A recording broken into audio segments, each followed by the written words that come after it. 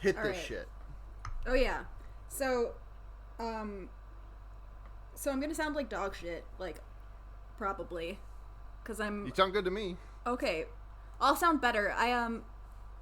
So my internet is bad. So what I do is I record with my unlimited data plan from a gaming headset, which is how I'm talking to you right now, from my phone, and then I also separately have my laptop, my podcasting microphone, and Audacity open, and I'm speaking into that.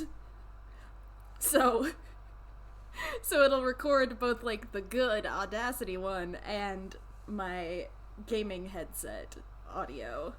Can I say? Yeah. Kind of king shit. Thank Listen, you. we here at fearbaiting.com, fearbaiting.org, fearbaiting.web, we love fucking gorilla ass podcast setups. Anything to deliver content to the people. Listen, from our mouths to your ears, does not matter the hardware, we will get it done. We will. I feel like that that one post of the guy that was like, please don't make me post my rig, it's so embarrassing, and he's like sitting on the little kid slide. Yeah. That's you. It is. I'm sitting on my living room couch. But Hell the yeah. energy is the same. The energy is through the roof right now. Welcome to Fear Baiting, everyone. It's your number one disgustingly long sequel podcast. I'm Sarah, and I'm joined this week by your friend and mine, Elliot. Hi, I'm Elliot, aka the Anne Lorraine Warren's unnamed child. Oh, we don't do nicknames on this podcast.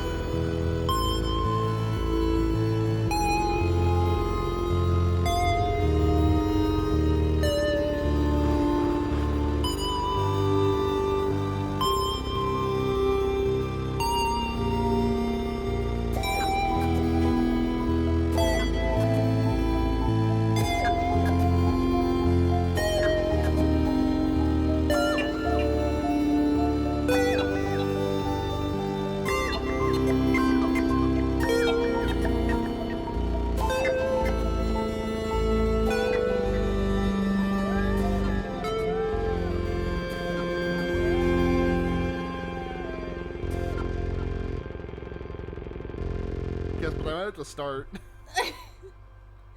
I'm just so used to doing one for Pot of Greed. And then it just came to me. 2 Half the hours and podca- 14 minutes. This 2 hours movie. and 14 Christian minutes. Too long for a horror movie. I know at least one scene that could have been cut. Is it? Well, then you wouldn't have got your sexy Ed Warren fan service moment. I know, and unfortunately, I did like it. Yeah, but Elliot, this is your first time on the podcast, correct? It is. So introduce yourself. Tell us a little bit about yourself. Tell us your history with horror movies. What your favorite subgenre is. Just give us the whole spiel. All right. Hi everyone. I'm Elliot. You may know me from my own podcast, Pot of Greed. The world's only Yu-Gi-Oh podcast officially sponsored by Kaiba Corp. I started watching horror movies in college. Let's see. I've always been kind of squeamish, but my two best friends in college went on to become one's a dialysis nurse and one is a doctor now. So they always liked to watch, like, they didn't care, and we'd just watch like gross slasher films and shit, and I'd be nauseous the whole time. So I only like ghost ones. Yeah, personally. ghost movies have a dearth of blood. Wait, does dearth mean a lot or a little? I can't remember. I do not know, my friend.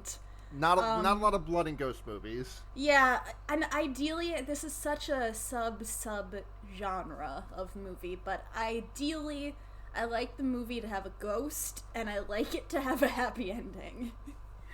Yeah, Which, I can get with that, especially in these times. We like to see a happy ending. I do. Yeah, I don't like going to the movies just to get scared and then to also get bummed out. Yeah. So that is why the original Conjuring is my favorite horror movie, because it's got all the things that I like. It's got Patrick Wilson, it's got ghosts, and it's got a happy ending. Yeah, it's got all of those things. Conjuring 2 also has all of those things. Yeah, it's is there a body count of 0 in this movie? I kind of think there is, yeah. That's okay. Honestly, I cannot abide by that. I need someone to beef it. I mean, we did see Ed Warren get speared through the chest like 12 times. We did see that vision a lot. We did see him get a Rhaegar hole. Although I'm just gonna skip right to the epilogue, but it did say that Peggy died at the end. Oh yeah, that doesn't count though. That's a post credits. I know it doesn't count. That's a post movie 40 years later bullshit. I know. Stupid. In the same chair. In the same chair. This is the same chair.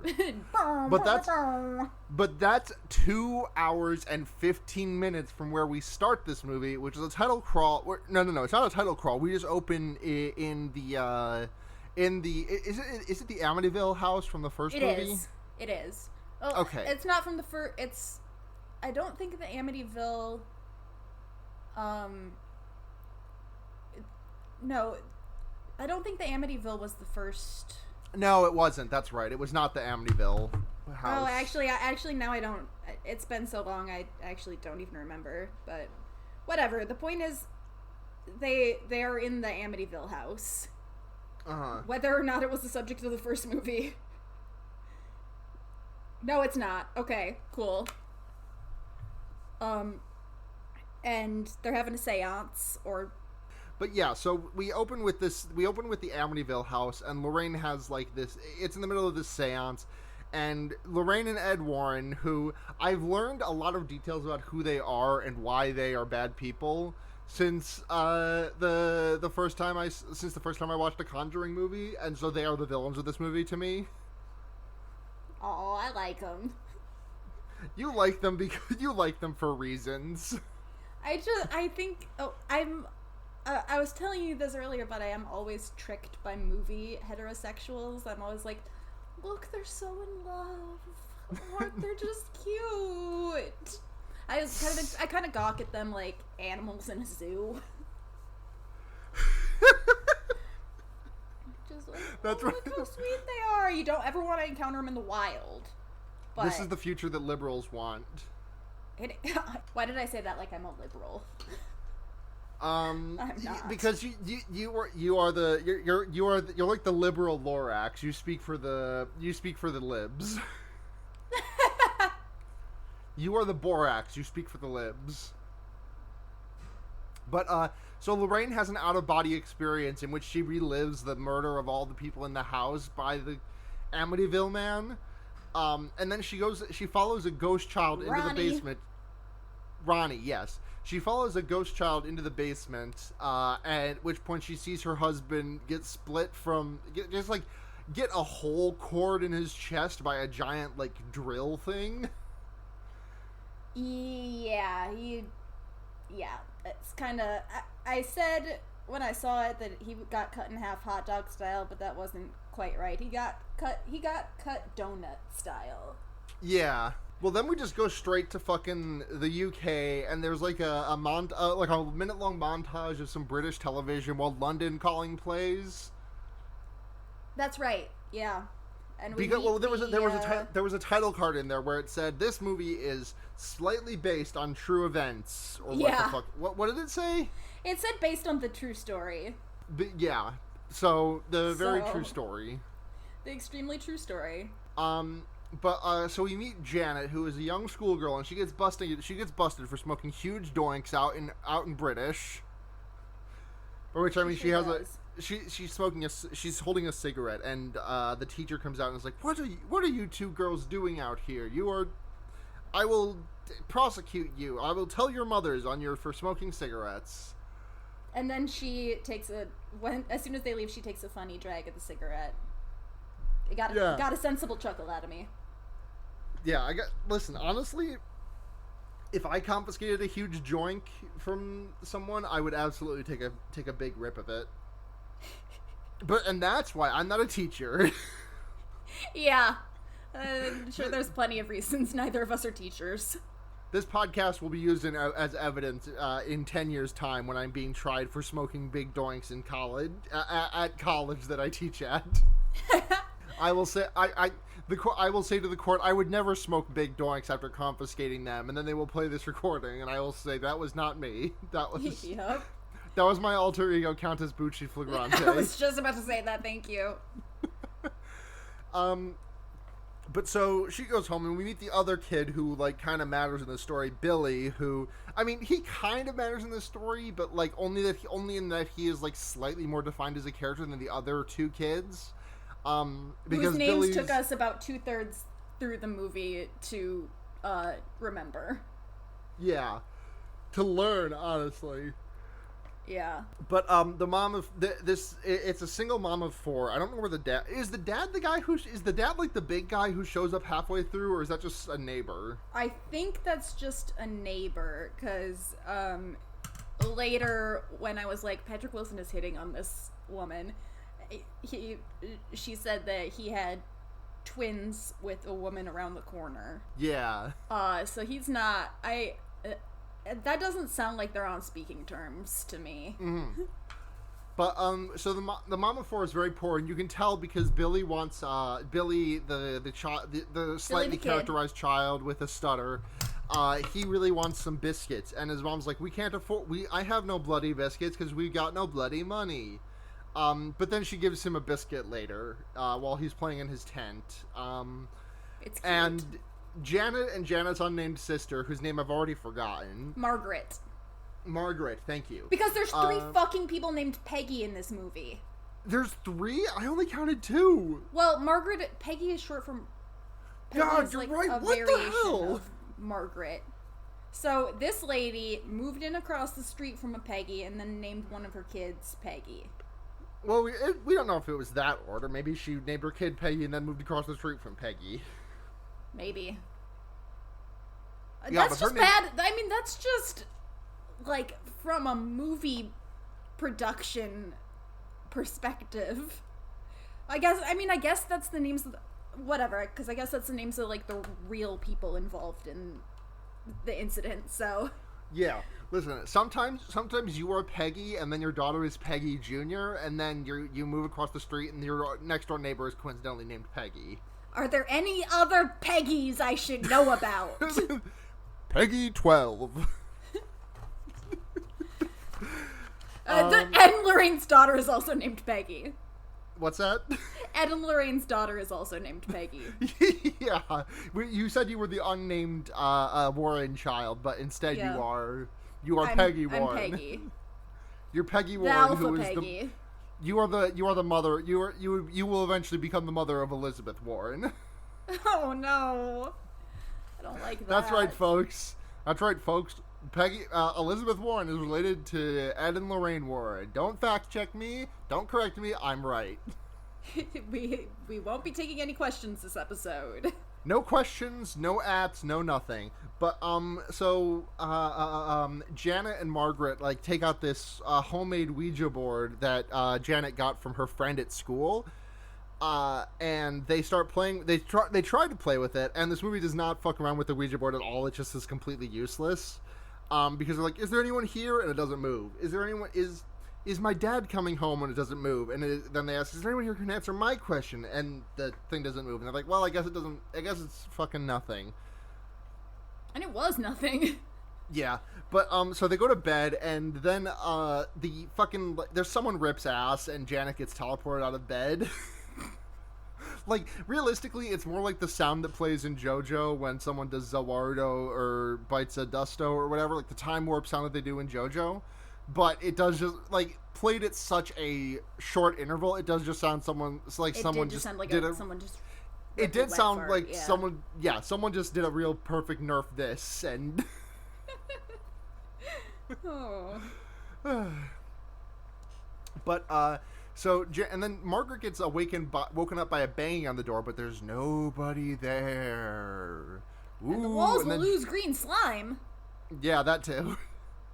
And then Janet comes upstairs and goes back to bed, and I think we just go to the next day where Mother Peggy and her friend neighbor Peggy are like, yeah, I caught my daughter Janet smoking. I can't believe it. I just wish she wouldn't lie to me is all. And then they go and turn on they try and do laundry, and the fucking faucet just explodes in their faces. And that's foreshadowing for later when Ed Warren stands in the basement and looks at the camera and says, "My basement ain't got no business looking like this." He did say that. He did. So we fast forward to later that night when Billy and Janet, I think, are using a zoetrope of of something called the Crooked Man to learn how to get rid of Billy's stutter. Oh, is that what it was? That's what I thought it was. Okay, no, I completely zoned out for that part, so that's probably you. I'm sure you're right. Yeah. Yeah. But that's fine. But Billy goes down. But so it's like, okay, bedtime, everyone. So during the night, Billy goes downstairs for a glass of water and sees the swing outside, like, just swinging back and forth. And then Margaret has a conversation with a ghost that possessed Janet, who is talking very weirdly and threatening to kill Janet. Yeah. And Billy is also haunted because he goes back to bed, and a ghost turns on his fire truck that he trips over. Oh, yeah. But I don't think anything really happens aside from Janet talking weird until the next day when Janet's watching television and the ghost starts channel surfing to the... Oh, yeah. No, because the mom... She woke up and she was in that chair. And the mom came down and was like, "What is going on?" And she was running a fever, so she stayed home from school the next day. That's why she's... Yes, that's right. Watching TV. That's why she's watching TV alone in the house the next day. Yeah. And then the ghost shows up and shouts, and then the ghost is like, "Okay, I want to watch a Christmas Carol, though, so you gotta stop what you're fucking watching. I know there's nothing good on TV, it's a school day, so The Price is Right is the only thing you have to look forward to, unless you want to watch fucking Matlock and In the Heat of the Night reruns. Fucking, we're watching a Christmas Carol." And the ghost shouts, "My house!" and scares Janet. Yeah, that sounds about right. Yeah, we go to the next night, and we go to later that night, and some more creepy stuff happens. Janet sees a rocking chair. Janet sees the spooky chair rocking, and is like, "Oh fuck, that's pretty scary." And then she hides under her blanket for safety. But it doesn't help. It does not help because the blankets get ripped straight off of her, and then Janet's been bitten. Mom comes in and is like, "Oh, you guys are just doing tricks and japes." But then the dresser moves out of nowhere, which I really appreciate because I appreciate a movie not waste, like, this movie's already long enough, and I appreciate a movie not wasting my time with a skeptical mother. And hold on a second, Smile was just going absolutely sicko mode. I gotta take care of her real quick. All right. Okay, so. I just talked about how I didn't want how I appreciate the movie not jerking me off for half an hour about the mom being skeptical. Yeah. And they do even more to just skip the people being skeptical because they call the police, fuck the cops, into their apartment, and the cops show up for like precisely 1 minute. They see the ghost chair move because the ghost said fuck 12, and the cops are like, "Okay, we're going out. Bye." Goodbye forever. Yeah. And one of the cops is like, "Hey, I'm gonna call my priest, and we're gonna try and get this sorted out. All right?"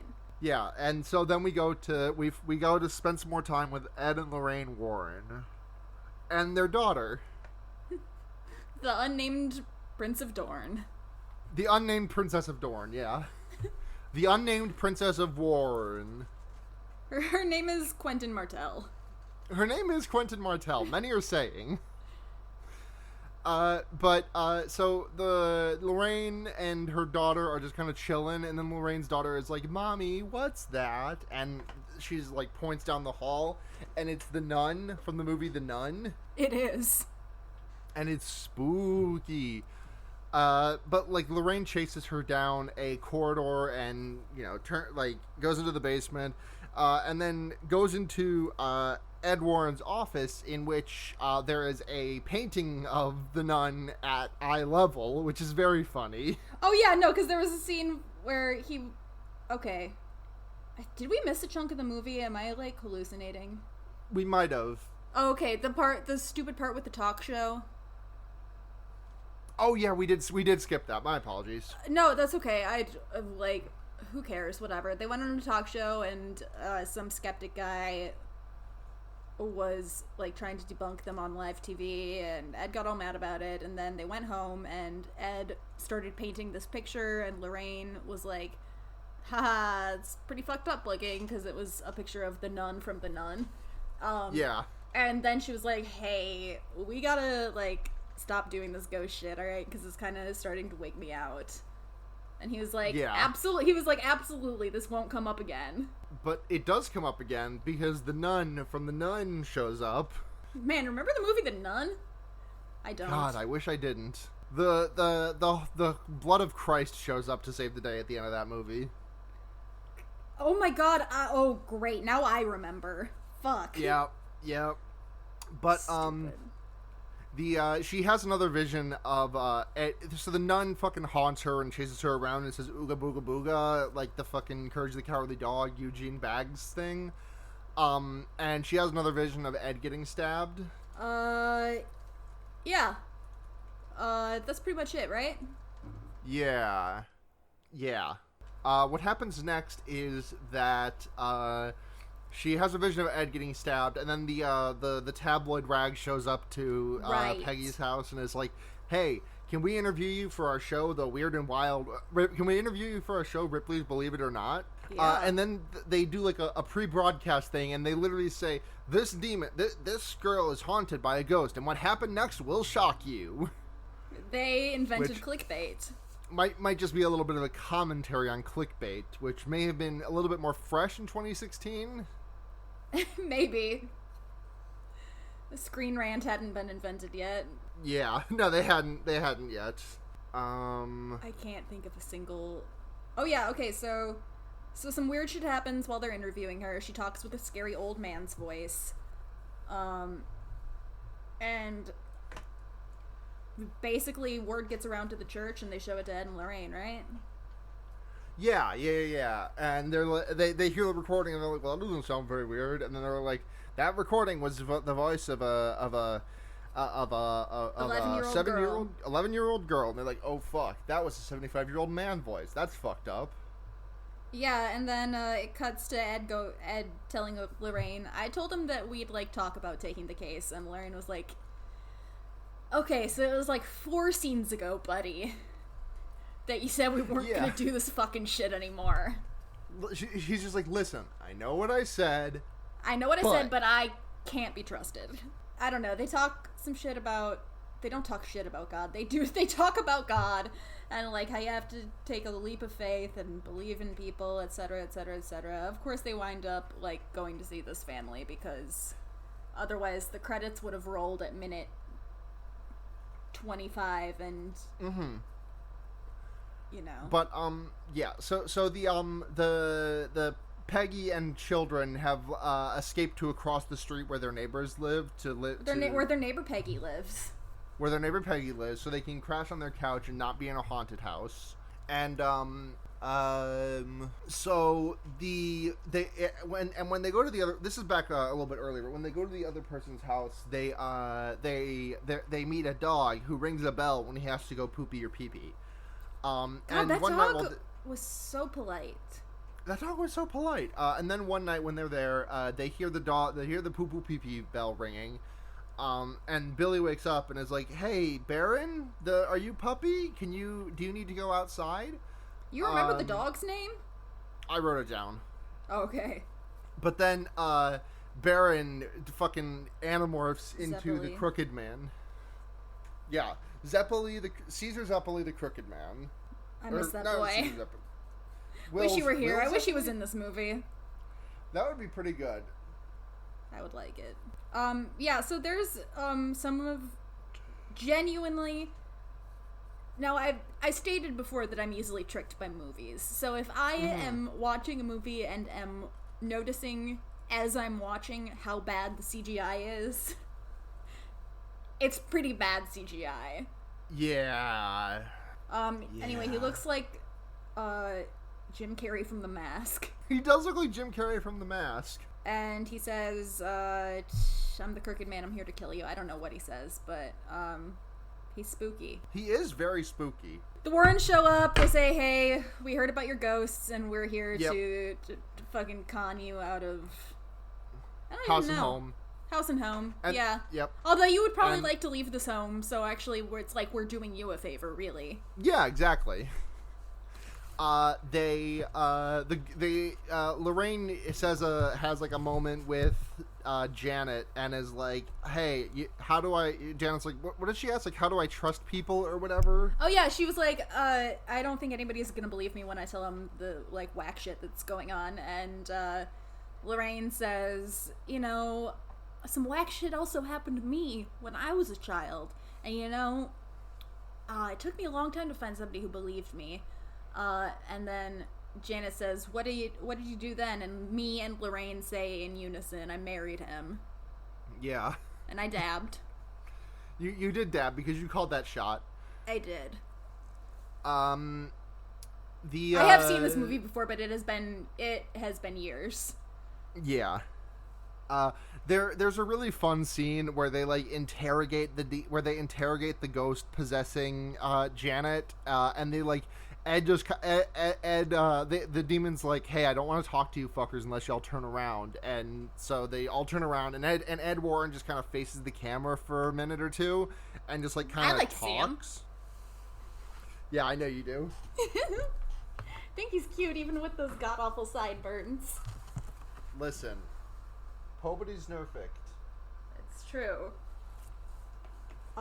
But yeah, no, it's cool. I like that scene. I think it was like shot really cool because I don't know a lot about cinematography, but I liked that it was just like Patrick Wilson kind of like staring down the barrel of the camera, and Janet is in the back of the shot, and it's all blurry, like we can't see it because he can't see it. Ooh. Yeah, it's spooky, but nothing really happens except for the demon tells it. The ghost is like, hey, don't show that cross at me. Just put that thing back where it came from, or so help me. He does say put that thing back where it came from, or so help me. That's very true that he says that. Yeah, it was a fun Monsters Inc. reference. Yeah. A little out of place, but you take him where you can get him, honestly. Yeah. Yeah, so he like drives because they have these other dudes with them, and they're like, okay, so we're gonna get proof for the church that like weird shit is going on here. So Janet's gonna take a big sippy of water, and I'm gonna talk to the ghost while she's got the water in her mouth, and that'll be proof somehow. Yeah. Because they didn't get it on video. They didn't, no. Anyway. They can't think of everything. Yeah. We kind of fast forward like later into the night, and they're back to sleeping in their own house again. And they go to sleep, and then Janet wakes up on the ceiling. Right. And we get it's the beginning of Supernatural, season 1, episode 1. That's the house lights on fire. That's the only part of Supernatural I've ever seen. Well, you're for the better for not having watched any more of it. I'm honestly kind of surprised to hear that from you. Were you more of a Teen Wolf person? Never got into Teen Wolf either. So it was Glee and nothing else. It was yeah, I've always been more into like cartoons than real life TV, but and Glee is basically a cartoon. Yeah, Glee was the exception. Well, because I watched it with it was just one of those that I like it was popular at the time. I was in high school, and I watched it with my Meat Space friends. Mm-hmm. But it hurts, but you're correct to think that I, like, should have watched Supernatural or Teen Wolf. Listen, it hurts because I felt... Listen, it should not hurt that bad because I did watch 7 seasons of Supernatural and got halfway through the 8th. So I've watched about half of Supernatural. Yeah, I feel like the actors who play Sam and Dean have, like, a Melisandre ruby necklace, and when the show ends, they are going to take it off and become bones. Yeah, they're going to Detroit become bones. Yeah. Oh yeah, no, I liked the shot immediately before this of where the guest room that Ed and Lorraine are staying in, where they're sleeping in their little twin separate beds. It's funny. Right, yeah. And Ed's like, I don't know if I can handle sleeping this far away from you. Yeah, huh? I don't know why he sounds like Banjo from Banjo-Kazooie, but... Or, no, Goofy. That's what that was. Goofy from Goofy. Well, that's just how he sounds in the movie, so it's kind of spot on. Yeah. So Janet is glued to the ceiling, and she gets, like, fucking this house has people in it up through the floor. Like, this house has people in it, but played backwards through the floor into her bedroom, which has been, like, covered wall to wall in crosses. And then we see, like, just a wave of all the crosses turning themselves upside down. It's cool. It's pretty cool, yeah. I always like that part in a horror movie. Like, you know it's about to get real. And it does. Oh yeah, so a whole bunch of shit just starts getting thrown around the room. Yeah. How does that end? Well, I think it goes on for a little while, because, isn't that the part where she's trapped in her bedroom, and they have to... Right, yeah. She's locked in because they locked the door from the outside, but they didn't anticipate her phasing through the floor like fucking Kitty Pryde. Right. Okay. Yeah. But, like, how do they extricate from that situation? Because my next note is about another skeptic showing up and arguing with the Warrens. I, honest to God, don't remember. I know Patrick Wilson told her to go get the key, and they kept trying to open up the door, so I think eventually she just fucking, like, got the key. Yeah, or they saved her. Or, no, did she phase back through the floor into her own bedroom? I think she did. I'm not sure. Anyway, some spooky shit happens. Yeah.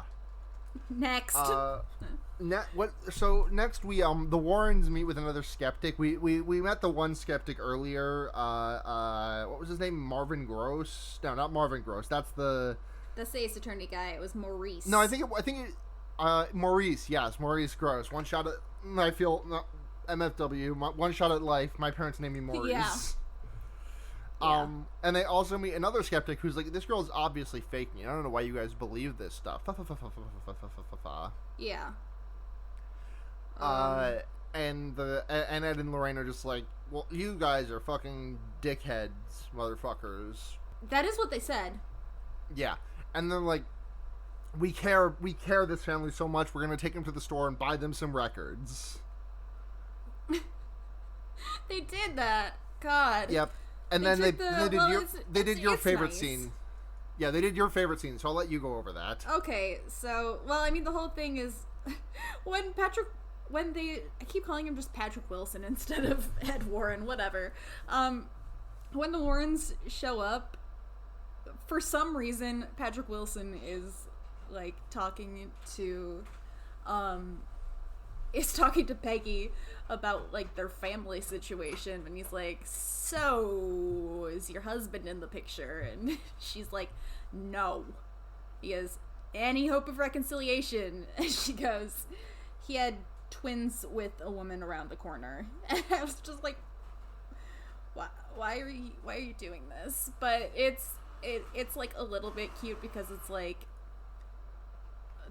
the, like, extremely, like, boomer voice with air quotes, like, oh, the kids need a father figure in their life. And Patrick Wilson, like, takes him out and buys him records, and it's kind of cute. And then this scene is, so stupid. Yeah. They try to put the records on the record player, but the record player doesn't work. Drove the Chevy to the levee, but the levee was dry. And so there's a guitar in the corner that belonged to the ex-husband, and Patrick Wilson, like, is like, well, don't mind if I do. He does, like, the Tom Hanks, like, computer fingers gif. Yeah, with the guitar. But with the guitar, and he does an Elvis impersonation voice and sings, why can't I think of the name of the song? Wise I can't say. I can't stop feeling in love. I can't help falling in love with you. I can't help feeling in GF with you. Yeah. He gets the kids to sing along, and it's very stupid and has no place in the movie, but I liked it and thought it was cute anyway. Yeah. So, you know, tricked by the straights once again, as I always am. Oh, when we were trying to remember the name of the Elvis song, it just reminded me of how this podcast I was listening to, when the host was trying to reference There's Something About Kevin, and he couldn't think of the name, and he goes, it's like that movie, Something's Wrong with Jimmy. No, I mean, that's basically what this movie is. Yeah, it is. Something's wrong with Janet. Something is wrong with Janet. She's got an old man haunting her. There is an old man haunting Europe. The old man of capitalism. Yeah, he haunts us all. He really does haunt us all. Where were we? He just finished singing. He just finished singing Elvis in a completely Ed Warren Elvis moments, and yeah. Lorraine is really sad about Ed probably dying, and then Peggy is like, "Hey, I got a fucking busted ass sink over here. Can you come fix it?" And then Ed has a talk with Billy about the kind of the same, kind of like a parallel to the talk that Janet had with Lorraine earlier about love, I guess. Yeah, it was about, like, facing your fears and, like, standing up for yourself and stuff. Oh, right, because the Elvis song itself was, like, a ham-handed fucking, like... Yeah. He started off like, hey, we're not gonna let this ghost bully us, and I'm gonna sing Elvis, also. I do really, really, in my heart, believe that Patrick Wilson had just learned how to play that on the guitar and was like, and came to set that day and was like, guys, have I got an idea for you? And they all just went with it. He's just like, listen. I just learned how to do this song. It'd be way funnier if he just did, like, the first few chords of Smoke on the Water. Yeah. If we just started doing fucking Stairway, and then Billy pointed to a sign that said no stairway to heaven. It would be good. It would be really good, but and then the credits roll. That's the whole movie. Yeah, the credits roll because he breaks his he fucking smashes his guitar because he's not allowed to play Stairway to Heaven. Right, he's been owned. The Warrens have been owned so hard that the movie ends. They have been. So yeah, the basement fucking floods because remember the laundry from the first act of the movie that exploded in Peggy's face? Well, now it's fucking overflowed, and Ed has to go into the basement to fix it. And we are now entering. Well, we're not in like the final part of this because there's a scare and then things back off, and then there's one final scary moment. Yeah, Conjuring scary moments. Yeah, the Conjuring scary moments. But so Ed is like fixing shit in the basement, the laundry basement, and Peggy's watching him and is like, "Oh shit, Ed, there's something behind you." and she like tries to go into the water to like help him because Ed can't see it for whatever reason, but then she gets grabbed from underwater by the ghost man. She gets bit. It's gnarly. She gets bit, and this motherfucking ghost has dentures. This like the physical dentures that he left behind. Imagine getting to the afterlife and your teeth are still just as fucked up as they were the day that you died. God, that would suck. I've spent a stupid amount of time thinking about that. Like, what age, like, okay, I mean, our own personal, whatever our personal beliefs are about the afterlife aside, what age do you think your ghost would be? Like, when do they screenshot it? What should it be? What, you mean, like, when do they screenshot? What?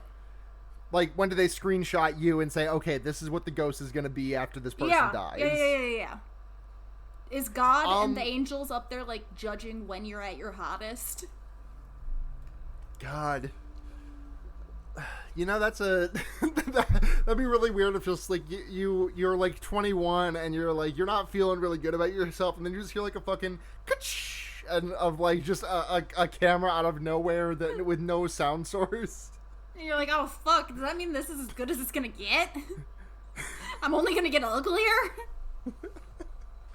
I don't know. Like, a lot of my vision of afterlife stuff was informed by the TV series Dead Like Me. So to be adherent to that show, it's going to be the moment that a Grim Reaper extricates your soul from your body, which if it happens before death, you're looking okay. But if it happens after your death and you get fucked up, you might end up with, like, a huge dent in your head from a canoe that fell on your head. Huh. Well, there you go. Those are my thoughts, at least. I just hope that I'm hot in the afterlife. God, me too. But at the same time as this is happening, the upstairs, Billy is like wandering around in like the dark kitchen where there's a bunch of knives, and then Janet suddenly vanishes. But then Janet appears in the kitchen. She's got a knife. Uh-oh. Oh no, that's right. Because Johnny was like, no, I have to be brave and like. Yeah, we have to fight the bully. Like Patrick Wilson said.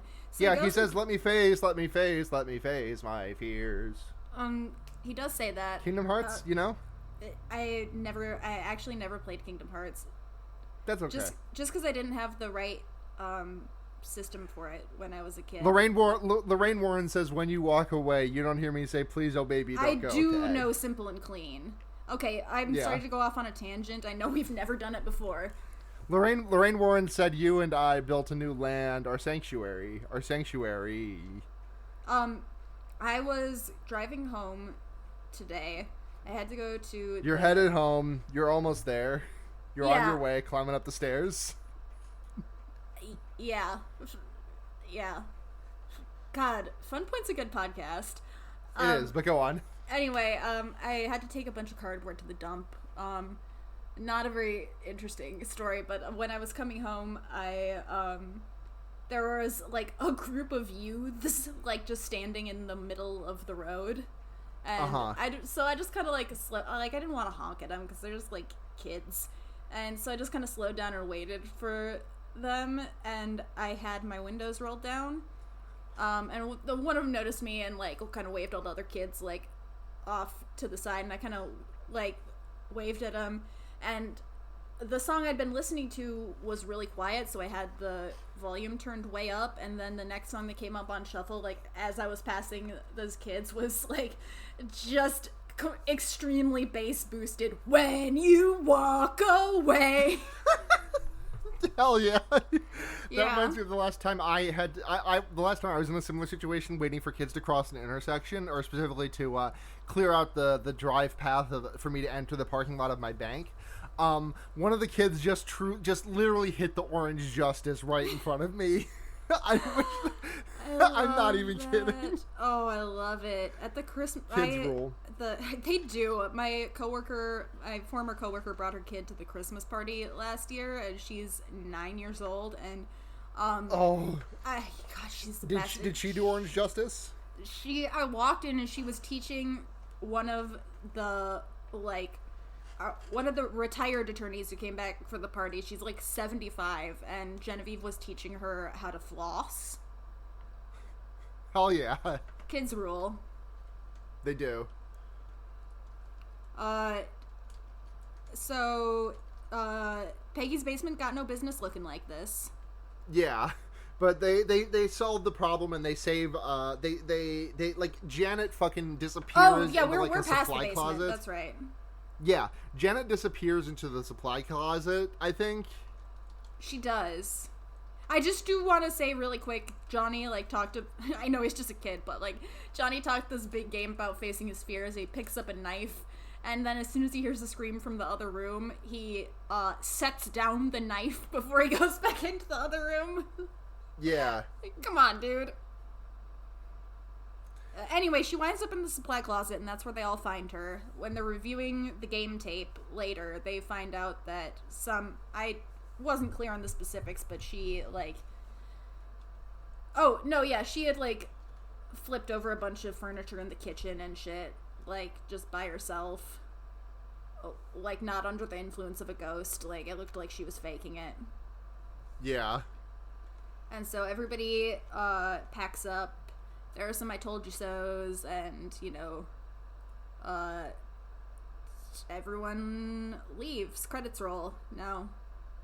Yeah, the credits roll and the movie's over. Just kidding, because Ed Warren, when they're getting on the train, Ed knocks over his supply case and the tapes crisscross, and he's like, "Wait a second, I'm having a Jim's Neutron Blaine Bast." Yeah, he goes to a Sherlock mind palace, and I did watch Sherlock, though. Yeah, I mean, who among us? I mean, it was only like 3 episodes. We all watched it. I wish I had stopped at 3. I think I did just because it was like 4 years in between seasons, and I forgot it existed. Yeah. Anyway, he says, "Oh, fuck, dude, remember those, like, that weird shit the ghost was saying? And how it, like, didn't make any sense? What if we played those tapes together, and then it makes a complete sentence?" And it, does. And he says, the ghost says that whatever's in the house won't let him go. So it turns out there's something besides the old man haunting the place. And, they bust ass, get off the train, probably to the relief of all the other Amtrak passengers who are like, "Oh my god, can you believe we have to sit next to these motherfuckers the whole way?" Yeah. Because they were just, like, playing the tapes out loud on the train. Yeah. Not very considerate. Just like bumping that shit. They were. Okay, the last time I mean, this was months and months ago at this point. The last time I was on the city bus, it was such a nice farewell, though I didn't know it would be a farewell. There was somebody, he didn't have headphones in or anything. He literally had a Bluetooth speaker on the bus. And I was like, oh, god damn it. But then he started playing sicko mode. I was like, okay! Oh my god. That rules, actually. Yeah, I was like, okay, you know what? I'm not mad anymore. But, so, we find out that the ghost that's been haunting Janet, made Janet faking an event, and also has been haunted by the nun ghost this entire time. And the nun ghost is, what is it? Lakav? Valak, yes, and we know that because the letters on Lorraine Warren's bookshelf earlier spelled that out, and I got so goddamn mad when you pointed that out. Because like earlier when we meet the unnamed princess of Warren, she shows up. Lorraine Warren. I keep almost calling her Elizabeth Warren. Lorraine Warren shows. Yeah, Lorraine Warren shows up and starts walking, and just like walks in front of her bookshelf, and I was just like, what the fuck is this bookshelf? It just has none of their names are there. It's just like it looked like it looked like a shelf at a TJ Maxx. It was just like a bunch of random like decorative wooden letters. But the letters were VALAK, and that turns out to be the name of the demon. Yeah. And so yeah, I wouldn't have noticed that except for the fact that we were roasting her interior decorating skills earlier. But this entire thing is very scary, especially for Ed Warren, because Lorraine keeps having these visions of Ed getting stabbed through the chest by a spear, and the lightning strikes outside of Peggy's house to form the tree outside Janet's bedroom window into a fucking just extremely pointy spire that looks exactly like the thing that kills Ed in Lorraine's dreams. And Ed is like, I gotta go in there anyways. You can't stop me, babe. Bye. Yeah, because the ghost locks the door in between them. Mm-hmm. Yeah, and he goes, remember what I said about never trusting me because I always break my promises? I'm breaking this one too. Bye. Yeah, bye. And then he goes in, but he saves the day. And she fucking, she's like, she I know your in the name, door demon. Somehow. Yeah, she says, I know your name, demon. I condemn you to hell. And then they win. The demon goes away. Is that the end? Oh yeah, we get the fucking, and then Peggy died 40 years later in the very same chair. Ooh. Yeah, and then they go home, and their daughter is nowhere to be found, and he puts on the stupid Elvis record, and they slow dance in the kitchen, and it's cute. Yeah, and then that's movie. That's movie. So on a scale of 0 to 5 crooked man zoetropes, how many crooked man zoetropes are you gonna give this one? I'm gonna give it. I'm gonna give it. Honestly, I'm gonna give it a 4. I really enjoyed it. Yeah, you know what? I was actually hovering around 4, 3.5 to 4 myself. I enjoyed this one a lot. I don't think it's like breaking any new ground, but it was a fun ride. It was a fun installment in the Conjuring series. Exactly. Yeah, it doesn't I wasn't blown away by it or anything. I'm not gonna leave the movie being like, holy shit, you guys. But holy shit. But like I said, it has all of the elements that I ask for in a horror movie. So and Patrick Wilson playing the guitar. Yeah, what else could you ask for? Nothing. So you want to get into questions? Hell yeah. Okay, so we got one question from at Sarah McCostumes on Twitter, who wants to know, I've never seen the movie, but how does one conjure the Tormentor? I need to wreak havoc on the DUP. I need his raw strength. What's the DUP? The DUP is the Democratic Unionist Party. So how do they summon you? Okay, so for those who maybe don't know me, are most of your listeners from PGOT at this point, or do you have? I would say a large portion, but enough are non-PGOTers that you would. Okay. You should probably explain this.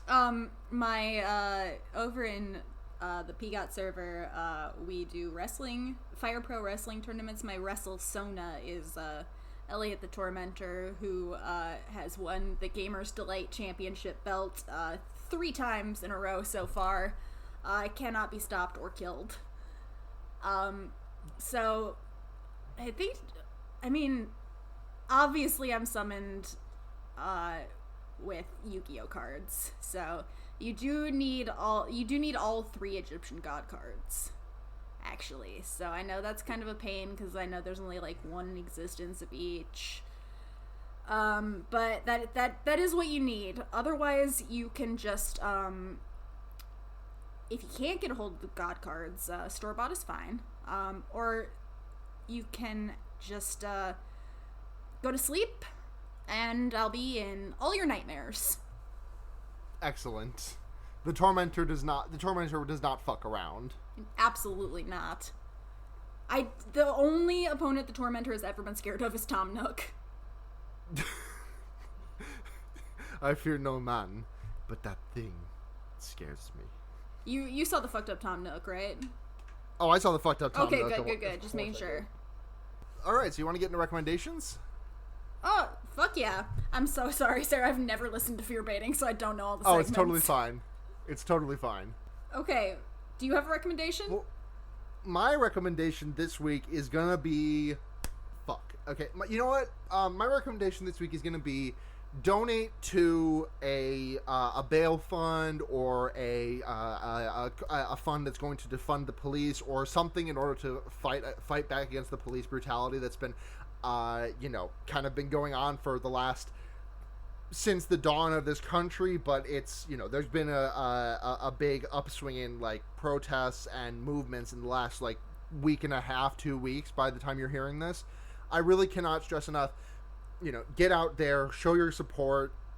If you can't be in the streets, donate some money, sign some petitions, call your representatives, all of that stuff. Please, that's my recommendation this week. Well, now I'm gonna look like an asshole because I was gonna say watch Yu-Gi-Oh. I mean, also watch Yu-Gi-Oh. No, I actually have a legitimate recommendation that is horror related. So, kind of on brand.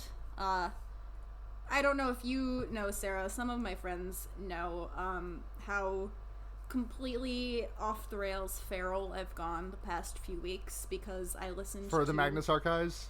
Yes, indeed. I listened to in 6 days. I listened to 160 something episodes. I did that last month. So, and ever since then, snakes have been manifesting in my house physically. But to do like an unironic like recommendation of it, it is a podcast about an old. It's a institution where people go who have like seen weird shit like ghosts or paranormal stuff. The archivist will take their statement and his team will research it if they can and like try and figure out what they can about what's going on and like if they can help. The last archivist like left the place a total mess, and so this the lead of the podcast, Jonathan Sims, has to listen to all the tapes and like get them all organized and shit, and he thinks it's just gonna be like a fucking like data entry job, and he starts to find out that all the tapes are like kind of connected and form this bigger story. It is really well written, really scary without being like gross and weird. Like, it is gross and weird. Like, there's this like lady who's like basically made out of worms, and that's kind of gross. There's a lot of LGBT rep in it, and it's pretty cool. I'm living in fear because of a recent tweet from the creator. Actually, not a tweet, a press release before this latest season that started a few weeks ago, where the team just wanted to remind us that this story is ultimately a tragedy.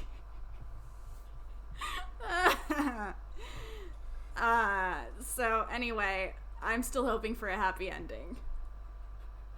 Yeah. I have no idea how much time has passed. Crossed. You could tell me that I just talked for like 3 hours, and I'd be like, okay, yeah. Listen, sometimes you gotta. But yeah, the Magnus Archives and fuck cops is the fear baiting stance this week. Absolutely. As always, fuck cops. Elliot, where online can people find you? I'm on Twitter at KaibaLiker. But not a great look for me defending fictional cops and fictional billionaires on your podcast. But I do like Kaiba. And you can find me co-hosting the Yu-Gi-Oh podcast Pot of Greed. You can find us at kaiba.online to join our excellent Discord. URL. Yeah, and we are in the middle of our Cup of Greed Yu-Gi-Oh card game tournament. So if you want to tune in and watch some people play Yu-Gi-Oh in fun characters, you can certainly do that. that's it for me. Hell yeah. If you want to find us, we are fearbaiting everywhere. That's Twitter, Tumblr, Gmail, and Patreon. If you want to support this podcast, patreon.com/fearbaiting. $1 a month gets you early access to the episodes when we get them up early. We got our last episode up early. $5 a month gets you a message right on the podcast. $10 a month gets you get to pick a movie for us to watch. And also $5 and $10 donors get your name right on the podcast. So thank you very much to Paul Moran, Kit Spindler, and Paul Bechtel. We love you all so much. Or no, I'm sorry. Paul Moran, Kit Spindler, and Ducky Aisha. We love you all so much. Hi, Ducky. Hi, Ducky. If you want to find me, I'm on Twitter at SunhatZhenya. The intro and outro music was composed by Seda, who you can find more music by under the name People You Meet Outside of Bars. Check out the URL gaygothvibes.online for more of that. Fuck yeah, so good. The editing for this episode was done by Blair, who can be found on Twitter at Blair Kitsch. Thank you so much, Blair, editing king. Hi, Blair. I think I already started to say my Twitter. Sunhat Zhenya. Zhenya. Oh yeah, thank you very much. If you want to hear other podcasts I'm on the Wonder Years with the aforementioned Blair and Seda. We talk about Animorphs, and I'm on Henry Kissinger's Pokemon Going to Die, the Leftism podcast by, for, and of the Terminally Online. Not a threat, just a fact. Not a threat, just a fact. And also, thank you very much to Noisepace.xyz and our overlord Matt GameCube for hosting it. We love him very much. But that's going to do it for this week's episode of Fear Baiting. So, until next time, I'm Sarah. I'm Elliot. And remember, you can put a fucked up guy anywhere. Good night, everyone. Super funny.